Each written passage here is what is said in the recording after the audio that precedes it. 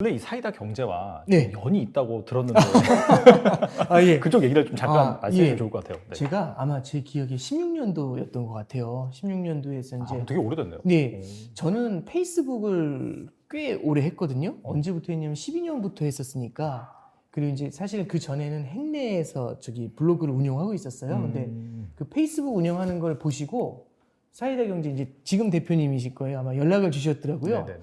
근데 그때는 사실 저도 사이다 경제 뭔지 잘 몰랐었으니까. 그때 막 생겼을 거예요. 예, 그러니까요. 예, 네. 그때 딱 그 두 분이 오셨었어요. 남자 두 분이 오셔가지고 같이 이제 말씀 나누는데 그때 느낌은 네. 되게 젊은 분들이 경제에 대한 관심을 갖고 계신다 이제 이런 생각을 했었고 하나 이제 조금 생각했던 거는 경제에 대해서 대중적으로 이 경제라는 컨텐츠가 접근할 수 있을까? 사실은 저도 거기에 대해서 반신반의했었던 것 같아요. 근데 굉장히 열정적인 분들이셨고요. 네.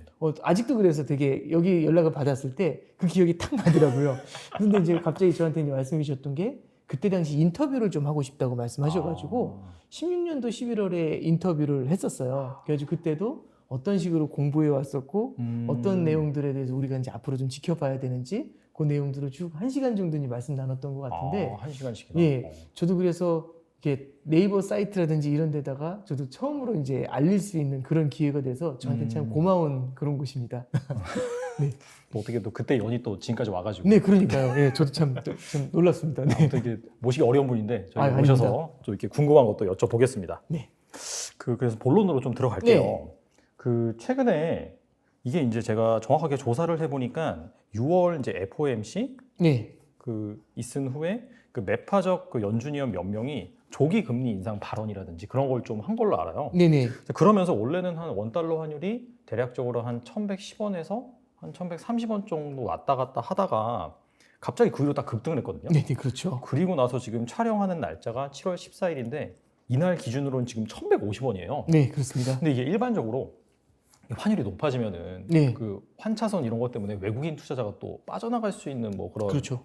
뭐 문제점도 있고 그렇죠. 예. 그래서 이게 좀 불안불안하다라고 생각하시는 분들이 좀 많을 것 같아요. 네네네. 그래서 이 환율이 지금 최근에 올라가고 있는데 이 부분이 이제 우리나라 금융시장에는 혹시 좀 어떤 영향을 미칠 수 있을지 네. 좀 궁금해서. 일단 첫 번째는 그 현재 환율이 올라가는 원인을 좀 볼 필요가 있고 그다음에 말씀해 주셨던 외국인 투자자들 케이스들을 좀 볼 필요가 있는 것 같아요.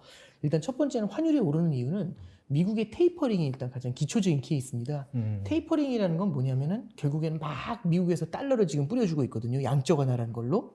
양적 완화로 뿌려주는 게 한 달에 1,200억 달러를 뿌려줘요. 근데 1,200억 달러가 이게 감이 없어서 그렇지만 한국 돈으로 환산하면 한 달에 150조를 뿌리는 거거든요. 어마어마한 돈을 뿌리니까 스케일이 달라요. 네네네. 근데 이렇게 많이 뿌려주면은 시장에서는 어떤 기대를 갖고 있냐면 이렇게 많이 주는 돈을 영원히 줄 거야 이런 기대를 갖고 있죠. 그럼 달러의 공급이 굉장히 많이 늘어날 거라고 생각을 하니까 달러 가치가 떨어지게 되겠죠. 그러니까 시장은 미래를 프라이싱을 해요. 그러니까 지금이 중요한 게 아니라 앞으로도 계속 줄 거라고 생각을 하니까 1,200억 달러씩 미래를 반영해가지고 원화가 강세를 보였겠죠. 달러가 약세를 네네네. 보이고 그럼 환율이 이제 밑으로 많이 내려와 있을 겁니다. 그런데 보니까 테이퍼링이라는 걸 서두를 수도 있다는 얘기를 하는 거잖아요. 그러면 주는 걸 조금씩 줄여나가는 게 테이퍼링입니다. 1,200억씩 주다가 그 다음 달엔 1,100억, 1,000억, 900억 이렇게 줄여나가잖아요. 그러면 공급을 많이 줄 알았는데 생각보다 공급이 줄어드는 거죠. 달러의 공급이 많을 줄 알고 달러가 많이 약세로 갔다가 아니야 그렇게 많이는 안 줄 것 같아. 그러면 다 튀어오르는 거죠. 그래서 달러가 굉장히 많이 약세로 간다는 얘기는 환율이 눌렸다는 얘기고, 근데 아니야라는 얘기를 듣자마자 달러가 다시 강세로 환율이 이제 상승하는 이제 그런 그림으로 이제 우리가 해석을 할 수 있습니다. 그래서 첫 번째는 이제 우리가 테이퍼링이라는 이슈에 우리 시장이 반응하는 게 굉장히 좀 민감하게 반응했다라는 게 이제 첫 번째 좀 볼 수가 있는 거고요. 외국인들 입장에서는 환차손이 발생하잖아요. 네네. 근데 사실은 지금 이미 연초에 1,080원이었는데 지금 1,150원입니다. 엄청 올랐어요. 환율이 많이 뛰었잖아요. 네네네. 근데 이미 환차손은 만약에 1,080원에 주고 사서 들어왔으면 지금 이제 환차손이 크게 났겠죠. 그렇죠. 이제 달러가 약세를 보였으니까. 그러면 이제 여기서 이제 외국인들이 이제 생각할 건 뭐냐면 이미 환차손은 났는데 중요한 거는 더 날 것인가가 중요합니다. 그러니까 앞으로 달러가 어떤 움직임을 보일 것인가가 되게 중요한 거거든요. 만약에 여기서 테이퍼링의 속도가 미국 페드 연준에서 만약에 돈줄 조이기를 조금 더 빠른 스탠스로 가져간다라고 하면은 이때는 환율이 추가로 또 뛰어오를 수 있습니다. 근데 이때는요 환차손에 대한 우려보다도 굉장히 많은 자금 지원을 하던 걸 줄인다라는 경기 부양을 줄인다라는 그 뉴스에 시장이 되게 민감하게 반응을 할 수가 있어요. 이런 경우에는 금융시장의 불안 요인이 될 수 있습니다. 근데 여기서 이제 우리가 하나 볼 게 뭐냐면 연준 입장에서도 지금 간신히 지금 실물 경기라든지 금융시장을 안정을 시키면서 이렇게 끌어오고 있는 거지 않습니까? 이걸 함부로 무너뜨리고 싶지는 않은 거죠. 그래서 조심조심 다루고 싶은 겁니다. 조심조심 다루는 상태에서 물론 미스는 날 수 있겠지만 이런 경우에는 이제 우리가 이제 생각해 볼 수 있는 거는 연준의 테이퍼링 속도가 어떻게 이어져 갈지를 조금 보시면서 판단하시는 게 중요할 것 같습니다. 아, 연준의 테이퍼링 속도라든지 네, 그런 거요? 그렇습니다. 네. 근데 또 이제 그게 테이퍼링 속도가 연준이 뭐 무조건 이렇게 할 거야 네. 라기보다도 약간 시장 상황을 지켜보면서 네, 하는 그렇습니다. 거잖아요. 네. 그런 관점에서 지금 보면은 그 가장 좀 민감하게 볼 수 있는 지표라고 한다면 그 물가 상승률? 네네네. 그게 지금 시장에서 화두인 것 같아요. 네네네. 그래서 제가 기억하기로는 그 4월 물가 상승률이 나오면서 이게 막 13년 만에 최고다라고 네. 하면서 그때는 막 시장이 되게 불안했거든요. 네. 근데 5월 달에도 상당히 높게 나왔어요. 네. 그리고 아마 어제인가? 그때도 이제 6월 달 물가 상승률 지표가 나왔는데 그게 이제 보니까 그때 높게 나왔거든요.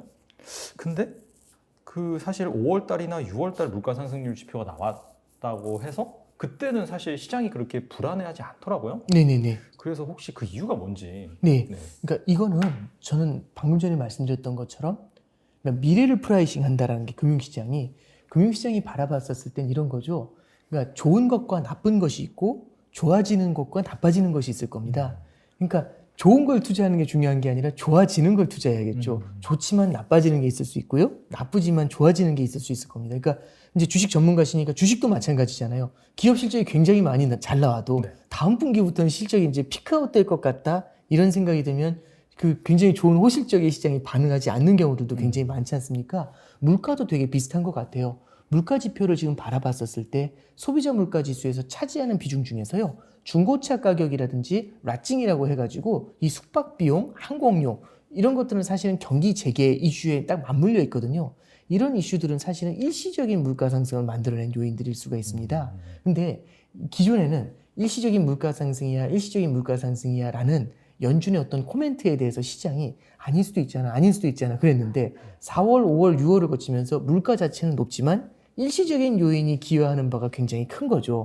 일시적인 요인에 의해서 물가가 높게 유지되는 걸 계속 바라보면 이거는 피크아웃을 할 것 같아. 꼭대기 찍고 내려올 것 같아. 이제 이런 생각을 하는 거죠. 이걸 그래서 이제 연준에서는 일시적인 물가 상승이라고 하지 않습니까? 이 레토릭이 맞다면 지금은 높지만 시간이 지나면 지날수록 물가 상승세가 둔화가 될 수 있어. 이렇게 생각을 하는 거죠. 그러면 지금은 높은 수준이고 지금은 불안하지만 조금 있으면은 물가 상승세가 낮아지면서 안정이 될 것 같아. 이런 생각을 하면 시장이 굳이 지금의 이 숫자에 불안해할 필요는 없다. 이렇게 인식을 하고 있는 것 같습니다.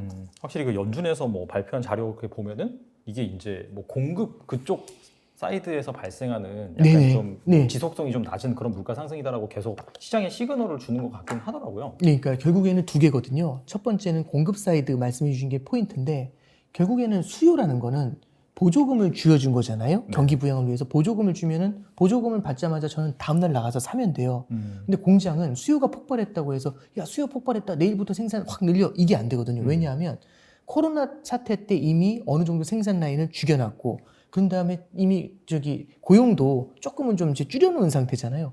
그럼 이제 다시 생산을 재개하려고 하면 고용을 다시 해야 되고 생산 라인을 돌리려면 설비 정비해야 되고 판매처 다시 뚫어야 되고 그러니까 이 고용이 수요가 올라오는 이 소비가 올라오는 속도보다 고용이 따라 올라오는 속도는 늦겠죠. 그래서 이 시차에 의해서 발생하는 공급 부족 이게 물가를 만들어낸 게 있고요. 두 번째는 원자재 가격의 일시적인 급등이라는 것도 우리가 좀 볼 필요가 있어요. 원자재 가격이 너무 뛰잖아요. 그럼 다들 원자재를 구하기가 너무 힘들면 2달치가 아니라 4달치 쟁여놔 이제 이런 얘기 할 수 있거든요.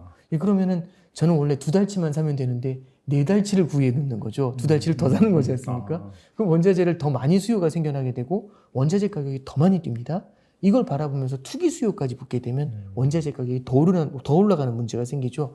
이런 부분들이 사실상 이제 물가 상승에는 기여하는 부분들이 분명히 좀 있습니다. 그러니까 이게 막 가격이 막 오르니까 뭐 네, 그렇죠. 가격이 오르니까 더 하는 거죠. 미리 예. 확보해 놓은 수요에 네, 그렇죠. 거기에 또 투기 수요까지 얹어지니까 네. 그런 쪽에서 또 이렇게 네. 볼 수가 있겠네요. 근데 이게 결국에는 그러면 지속 가능한 물가 상승인지 그러니까 이게 몇 달 후에 꺾이는지 뭐 2개월이냐 3개월이냐 숫자를 말씀드릴 수는 없지만 이런 것들이 실물 경제에서 탄탄한 수요가 따라가 주지 않으면 그러니까 결국에는 공급이 너무 이제 수요는 앞서갔는데 공급이 못 따라가면 이것 때문에 오른 문제는 결국엔 공급이 따라오면 해결될 수 있는 문제가 되는 거고요. 원자재 가격이 너무 높게 뛴 거는 미쪽의 수요가 탄탄하게 올라와 주지 않으면 이게 가수요가 붙었던 것들이 이제 주저앉는 모습이 나타날 수 있어요. 최근에 보면은 미국의 목재 가격이 네. 단기로 한 달 만에 고점 대비 40%가 하락을 했거든요. 네, 맞아요. 기사 본 것 같아요. 네, 그렇습니다. 그러니까 이런 것들을 보면은 40%가 하락했다는 게 실물 경기가 갑자기 그만큼 안 좋아졌냐? 그건 아닌 것 같고요. 이제 우리가 이제 생각할 수 있는 거는 어느 정도는 가수요가 붙었다가 생각보다 그 수요가 따라가 주질 못하니까 실수요가 그게 이제 가격 조정이 나타난 게 아닌가. 우리 이제 그런 쪽에서 좀 생각해 볼 수가 있을 것 같습니다. 그럼 이제 부부장님 말씀을 들으니까 확실히 좀 뭔가 그 네. 지속적인 인플레이션이 되고 뭐 경기가 정상하게 되기 위해서는 뭔가 고용 쪽에서도 좀 긍정적인 시그널이 나오긴 나와야겠네요. 네, 그렇습니다. 결국에는 지속 가능한 수요라는 거는 고용이 창출이 돼야지 나타날 수 있는 거죠. 그러니까 고용이 되면은 그래도 몇 달 동안은 계속 일정한 월급을 받게 되니까 이거에 바탕을 해가지고, 그러니까 항상 소득이라고 하잖아요. 계속해서 이제 우리가 이제 소비를 할 수 있겠죠. 근데 여전히 고용 사이드를 보면은요, 미국의 고용이 코로나 이전에 비해서 670만 개의 일자리가 부족해요. 그때보다 670만 개 일자리가 줄어드는 겁니다. 그만큼이 실업으로 잡혀 있겠죠. 그 사람들이 일자리에 돌아올 때까지 우리는 기다려야 된다라는 게 연준이 얘기하고 있는 핵심이 됩니다. 네.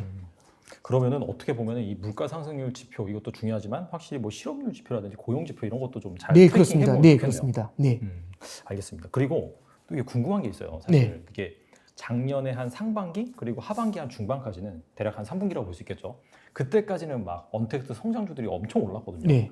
근데 한 작년 한 4분기, 4분기부터 이제 국채 금리가 막 오르기 시작하면서 그러다가 올해 한 3월, 한 1분기 정도? 그때가 절정이었던 것 같아요. 네네. 미국의 이제 10년 만기 국채 네. 금리를 잘 보니까 그게 거의 한 1.7%까지 딱 올랐다가 또 그 이후에는 횡보하다가 계속 떨어져가지고 한때는 1.25% 이렇게까지 좀 떨어졌어요. 네네네. 그래서 사실 이게 좀 뭔가 리오프닝도 되고 뭐 이렇게 좀 회복된다라는 네. 그런 얘기가 계속 나오면서 사실 국채 금리가 많이 오르고 한때는 너무 과도하게 올라서 네. 이게 시장에 부담이었는데 또 최근에 보면 영 그 힘을 잘 쓰지 못하고 있거든요. 아, 네네네. 네. 근데 이게 사실 좀 물가 상승률이 물론 아까 이제 지속적인 건 아니라고 말씀하셨지만 어느 정도 높게 나오고 있고 확실히 좀 경기가 회복되는 것 같은데 이 국채 금리는 왜 이렇게 지지부진한지. 금리를 밀어 올리는 요인은 네. 기본적으로 이제 세 가지입니다. 첫 번째는 성장이 있고, 두 번째는 물가가 있고, 마지막으로는 정책이 있어요. 그러니까 성장이 세게 나오면 실물 경기가 좋아지면 사람들은 돈을 빌려서 투자를 합니다. 그죠? 네네. 그러면 당연히 금리가 뛰겠죠. 돈을 많이 빌린다는 얘기는 돈의 수요가 된다는 얘기고요. 너도 나도 돈을 빌리려고 하면 당연히 높은 금리를 부르는 사람한테 돈을 빌려주게 되겠죠. 그리고 두 번째는요. 그러니까 성장이 세게 나오면 투자가 늘기 때문에 금리가 오른다. 1번. 두 번째는 물가가 오르게 됐었을 때는 물가 상승만큼 금리를 보존해 주지 않으면 아무도 예금을 안 해요. 아무도 채권에 투자를 안 해요. 그러니까 물가가 오르게 되면 금리가 오른다. 이게 2번이 됩니다. 세 번째는 연준에서 중앙은행에서 금리를 인상한다, 인하한다. 여기에 맞춰가지고 금리가 움직이는데 최근 같은 경우 이제 테이퍼링 얘기도 나오죠. 네네. 이런 것들은 금리 상승을 지지합니다. 그런 말씀해 주셨던 것처럼 작년도 9월, 10월 정도로 한번 돌아가 보는 거죠. 작년도 9월 달까지는 코로나 이후에 작년 9월까지는 성장이라는 게 나오질 않았었어요. 미국에서. 중국에서는 조금 강하게 나왔지만 미국에서 성장이 나오지 않으니까 유동성의 힘으로 시장을 밀어 올리는 그런 구조였던 거거든요. 그러면 성장이 안 나오는 상태에서는 당연히 금리가 바닥에 붙어 있을 수밖에 없습니다. 성장이 안 나오니까 실물 경제에 수요도 없고 하니까 물가도 안 올랐죠. 그러니까 물가도 안 오르니까 금리가 바닥에 있었고 그다음에 연준에서는 계속 양적 완화로 돈을 풀어준다고 하니까 돈에 대한 공급 이슈가 강해지면서 금리가 바닥이었던 겁니다. 근데 게임 체인저는 작년도 10월, 11월이었던 것 같아요. 10월, 11월부터 어떤 현상이 나타나냐면 연준에서는 돈을 계속 더 줄 거라고 생각을 했었는데 더 많이 안 주고 멈춰버렸죠. 그러니까 기존에 주는 정도만 계속 주고 더 주질 않는 겁니다. 이런 느낌을 주고요. 두 번째는 11월 초에 백신 발표가 나요.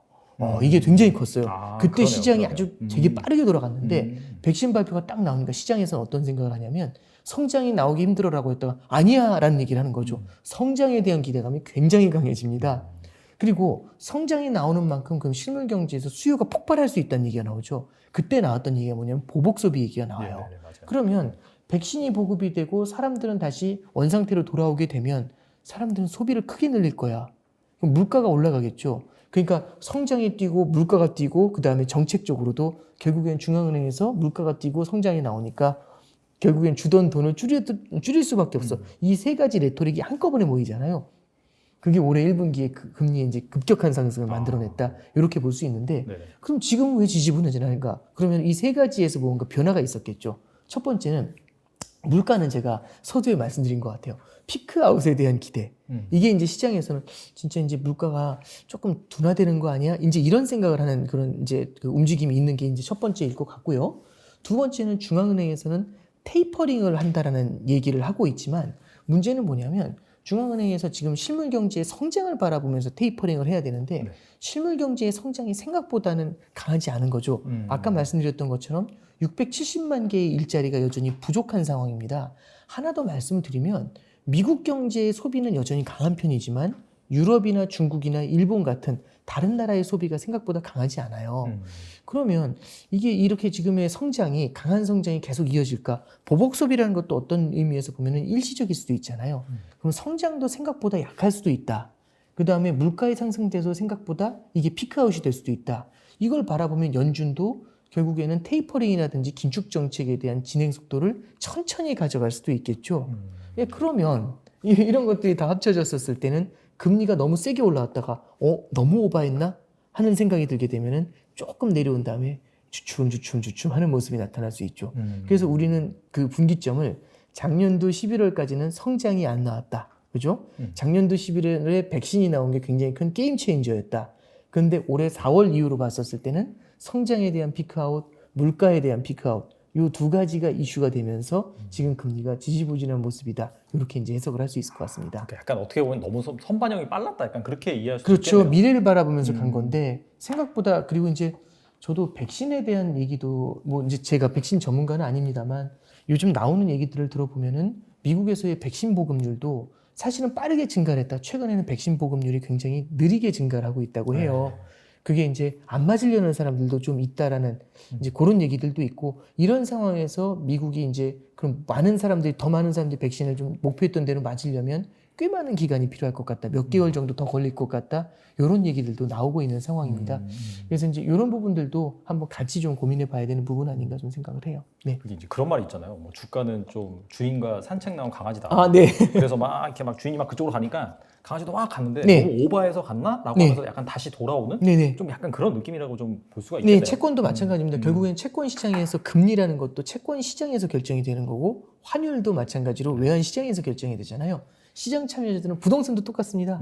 제가 집을 사는데 집을 왜 샀어요 하면은 3년 후에 여기 앞에 지하철이 들어와요. 그러니까 미래를 프라이싱하면서 들어가는 거잖아요. 투자자들은. 그러니까 결국에는 미래를 반영하는 부분이 굉장히 강한데 그런 미래에 대한 기대감이 생각보다 너무 많이 나갔나 이제 이런 것들도 있는 거죠. 예, 말씀해 주신 거와 똑같은 케이스 같아요. 네. 지금 그래가지고 사실 증시에서 보면은 막 리오프닝 되고 경기 회복되면서 그 관련된 그 주식들이 한 1분기까지 되게 강세를 보였거든요. 네. 그 경기 민감 섹터라든지 아니면 그런 소비 섹터.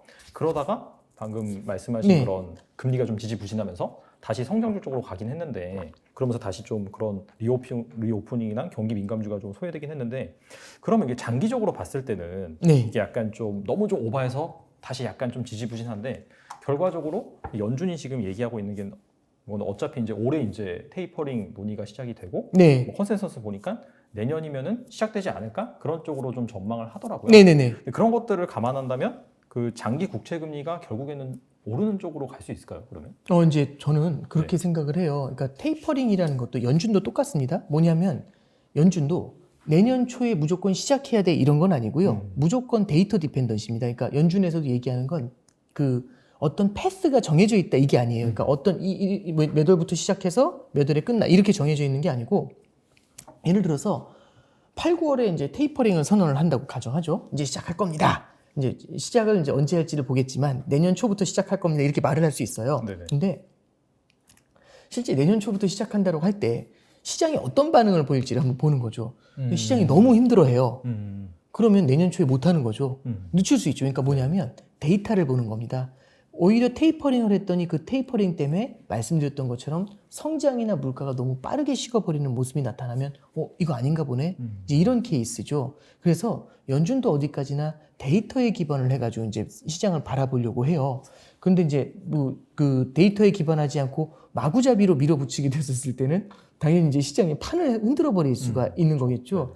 그래서 채권 금리를 바라볼 때도 우리가 생각해야 될 시각은 연준에서 이제 어떤 스탠스를 취할지도 중요하지만 그 연준 스탠스에 대한 시장의 반응이 되게 필요한 거고 중요한 것 같아요. 이게 저는 꼭 좀 주목해서 볼 게 코로나 이전에 비해서 이후에는 지금 부채가 전 세계적으로 많이 늘었어요. 근데 우리는 지금 성장에 가려가지고 그 부채가 안 보이는 거거든요. 근데 이 부채가 많아졌다는 얘기는 어쩌면 유동성 공급이 예전에는 100만큼 줄었을 때 반응을 했다면 이제는 50만큼 줄었을 때 반영할 수도 있어요. 이게 무슨 말씀이냐면 예를 들어 이런 거죠. 이제 부채가 예를 들어서 1억 원이 있는 사람하고 10억 원이 있는 사람은 차원이 다를 겁니다. 0.1% 금리 상승에 1억 원이 있을 때는 반응을 하지 않았지만 10억 원이 있는 사람은 반응을 할 수도 있겠죠. 과거보다 부채가 늘었다는 얘기는요. 중앙은행의 정책 변화에 굉장히 민감도가 높아질 수 있다는 얘기입니다. 그러면 테이퍼링이라는 게 딱 선언이 됐을 때 만약에 시장이 굉장히 생각했던 것보다 세게 반응을 한다면 이때는 그 얘기가 늦춰질 수도 있겠죠. 네, 그래서 저는 이 부채의 어떤 민감도가 굉장히 높은 상황에서 연준이 나이스하게 테이퍼링이라든지 이런 것들을 갖다가 조절을 해주고 그래서 부채의 어떤 문제를 갖다 넘어서서 성장을 만들어낸다면 그때는 이제 금리 상승이 가능하다라고 생각을 해요. 근데 그게 아니라고 한다면 지지부진한 모습은 조금 당분간은 이어질 수도 있지 않나 이제 그렇게 좀 해석을 합니다. 그러면 약간 그 순서를 좀 따져본다면 네. 그 연준이 뭔가 그 테이퍼링을 실시하는 그런 타이밍이 그 국채 금리가 어느 정도 좀 반등하는 그걸 좀 보고 그러면 그 테이퍼링을 이제 나설까요? 국채 금리를 보고서 반응하지는 않을 것 같고요. 실물 경제에서 고용 시장의 회복되는 속도를 좀 볼 것 같아요. 첫 번째는 그걸 봐야 될 것 같고 물가 상승세가 이제 굉장히 이제 만약에 빠르게 피크아웃을 한다, 빠르게 하락할 것 같다라고 한다면, 빠르게 줄어들 것 같다고 하면 여기는 또 속도 조절의 이슈가 생길 수 있어요. 네네. 그리고 이제 마지막으로 좀 바라볼 건 뭐냐면 금융시장의 반응도 되게 중요하게 바라볼 겁니다. 금융시장 중에서도 사람이 이제 과거에 했었던 경험을 좀 볼 필요가 있는데 옛날에 연준이 테이퍼링을 한번 한 적이 있어요. 네. 13년도 5월에 했었거든요. 네네. 그때 당시에는 테이퍼링을 조만간 시작할 겁니다 라고 얘기하니까 시장에서 참가자들은 13년도 9월부터 시작할 거라고 4개월 후에 시작할 거라고 예상을 많이 했어요. 근데 문제는 뭐냐면 4개월 후에 테이퍼링을 시작한다고 하니까 시장이 격렬하게 흔들렸죠. 근데 미국이 흔들리는 것보다도 미국 경제는 성장이 탄탄하다 보니까 테이퍼링까지 거 하면서 견뎠거든요. 근데 문제는 이머징입니다. 신흥국들은요 테이퍼링에 대해서 너무 심각하게 반응을 했어요. 그래서 연준에서도 13년도 9월에 테이퍼링을 시작하지 못하고 이거를 미루게 되죠. 그래서 실제 시작이 14년도 1월부터 테이퍼링이 시작이 되게 돼요. 그래서 연준에서는 신흥국의 움직임에 대해서도 조금 눈여겨보지 않을까 그렇게 생각을 합니다. 그럼 신흥국에서 만약에 자본 유출이 나타난다든지 신흥국 경제가 둔화되는 모습이 나타난다면 연준도 테이퍼링에 대한 속도 조절에 대한 고민을 좀 많이 하게 될 것 같아요. 네. 그러면은 그 말씀을 들어보니까 확실히 예전에 한번 테이퍼링을 실시했을 때 살짝 그런 부작용을 연준도 좀 느꼈었고 그런 것들을 좀 반면 교사로 삼아서 이번에는 확실히 좀 연착륙을 유도하기 위해서 좀 그런 식으로 많이 좀 뭐 떡밥도 던져본다든지 네. 그렇게 그러니까, 하겠네요. 네, 그러니까 긴축을 할 때 시장의 충격을 최대한 안 주고 긴축을 하는데 그러면은 그때 얼마씩 줄여야지 좋은가? 어느 타이밍에 줄여야지 좋은가? 그리고 그걸 얼마나 줄이는 것도 얼마의 기간을 두고 줄이면 좋은가? 이걸 아는 사람은 없어요. 선언적으로 그걸 알 수는 없거든요. 네네네. 해보면서 느끼는 거죠. 조금 줄여봤는데 괜찮으면 또 그대로 줄이고 그대로 줄이고 이렇게 진행하는 거죠. 그러니까 옛날처럼 팍팍 금리 올리고 이러진 않고요. 살짝 줄여보는 거죠. 괜찮아? 이제 이렇게 보는 거죠. 좀 줄여보고 괜찮아? 이제 이렇게 보는 그냥 이런 타이밍입니다. 근데 살짝 줄였는데 막 이러면 괜찮아 하면서 잠깐 멈출까? 잠깐 이렇게 되는 거죠. 그러니까 연준도 되게 뭐라고 표현을 해야 되죠? 이렇게 되게 이제 민감하고 연약한 이 경제 체제를 이게 최대한 충격을 안 주면서 가고 싶은 그런 스탠스를 이제 보이려고 할 것 같습니다. 확실히 좀 그렇게 생각할 수도 있어요. 저는 이제 들으면서 그런 생각이 드는데 사실 좀 연초가 아니라 한두 달 전만 하더라도 네. 테이퍼링 하면 주가 급락한다 막 그런 얘기 되게 많았었잖아요. 네네. 근데 뭐 그게 이제 아무래도 2013년도 사례를 두고 그렇게 말을 했던 것 같아요. 근데 이제 뭐 그게 똑같이 반복될 가능성이 그렇게 높지 않다. 제 개인적으로도 그런 생각이 드네요. 네. 좀 그런 거를 예전에 시행착오를 좀 겪었기 때문에 아무튼 뭐 제 생각은 좀 네네. 그렇습니다. 그런 부분들도 우리가 좀 네. 고민해 볼 필요가 있어요. 한 번 겪었다라는 게 되게 중요한 포인트가 됩니다. 대화를 할 때도 그렇잖아요. 네네네. 그거 나 예전에 해봤는데 딱 이러면 대화가 그쪽으로 아. 무게중심이 확 실려가잖아요. 약간 나 때는 좀 네. 나 때는 약간 네, 좀 그렇죠. 그런 네, 어디로. 그렇습니다. 네. 아, 사실 좀 그런 포인트들은 투자자분들이 잘 알고 네. 계실 필요가 있는 것 같아요. 네. 무조건 하락한다 뭐 그런 것보다도 네, 네, 그런 그렇습니다. 변수가 있다 정도는 알 필요가 있을 것 같습니다.